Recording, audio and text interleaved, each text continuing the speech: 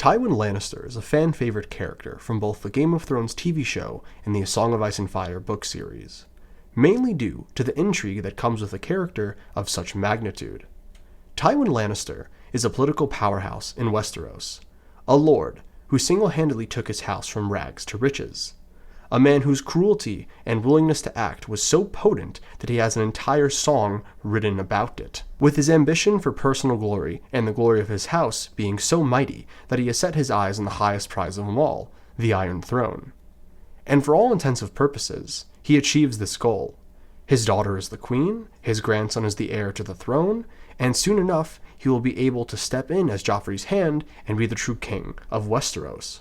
Tywin Lannister's pride takes him to the top of the food chain. He is the Lion of Westeros, a man that everyone fears, and a leader that gets the job done. So what on earth happens? We all know that Tywin Lannister's story ends with him dying on the toilet, so how does a man who flew so high die at such a low? And ironically enough, the thing that gets him killed in the end is the same thing that helped him gain so much in the first place: his pride. Tywin Lannister's pride ends up being his undoing due to the fact that it causes him to overlook and excuse not only things about himself, but things about his family. The first major thing that Tywin overlooks is Jaime and Cersei's relationship. Jaime and Cersei are problematic for Tywin. This relationship wouldn't only be something that could shame House Lannister, but it's something that could invalidate all amounts of political power that they currently have. Cersei's 3 children, being bastards, has the potential for disaster. Not only would the children and Cersei probably be killed, but Jaime would as well, and all that would be left of the house would be Tywin and Tyrion. Now, this relationship is not something that started later in life. Cersei and Jaime had a relationship as children, and it was something that was sort of an unspoken fact. Tywin is not a stupid man. He knew what was going on, but chose to ignore it. I believe he does this for 2 main reasons. The first one being, his pride wouldn't allow him to entertain such nonsense, because to entertain it would be to validate it. And validating it would bring shame to his family and his house. And the second reason is I just don't think his pride will even let him discover the truth, because once that quote-unquote rumor becomes actual fact, it would be far more difficult for him to delude himself of the truth. So because of his selfish pride, Tywin becomes blinded to the issues occurring under his own roof. Issues that would later become rot, which would poison and weaken everything that he had worked so hard to build. Now the next issue that arises due to Tywin Lannister's pride is his whole relationship with Tyrion. Unfortunately for Tywin, Tyrion happens to be the child most like him in every way imaginable. Tyrion is the smartest of the 3 children, the one most drawn to political manipulation and intellect.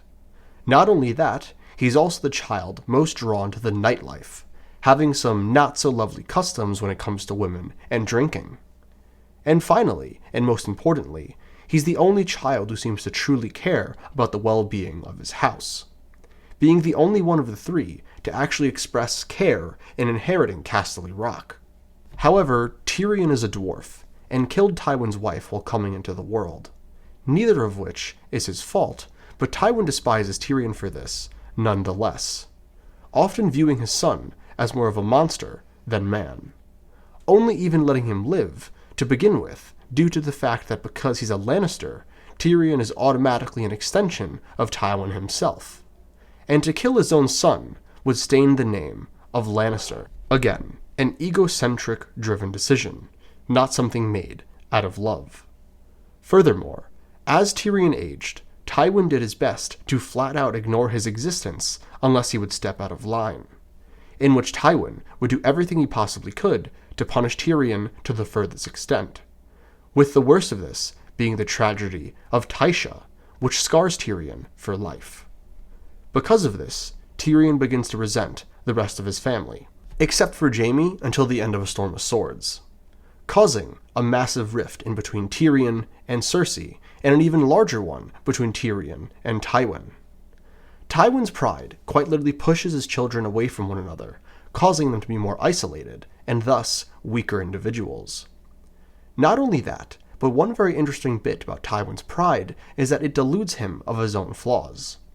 The reason he ends up dying is because he himself suffers from a lot of the same insecurities and vices that plague Tyrion.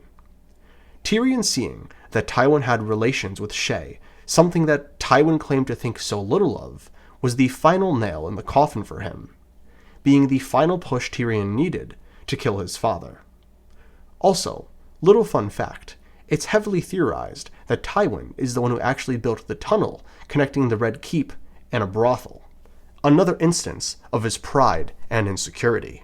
So to make a long story short, Tywin's pride, the thing that made him rise so high, is also his downfall because it causes him to neglect and delude himself of all of the problems plaguing not only him, but his family as a whole. It blinds him in every shape of the word, and that ends up being his downfall. But anyways, thank you all for watching, and if there's any other characters that you would like to see this kind of content for, let me know in the comments down below, and I'll do them. But yeah, I hope you all have an amazing day, and I'll catch you all in the next one. Peace.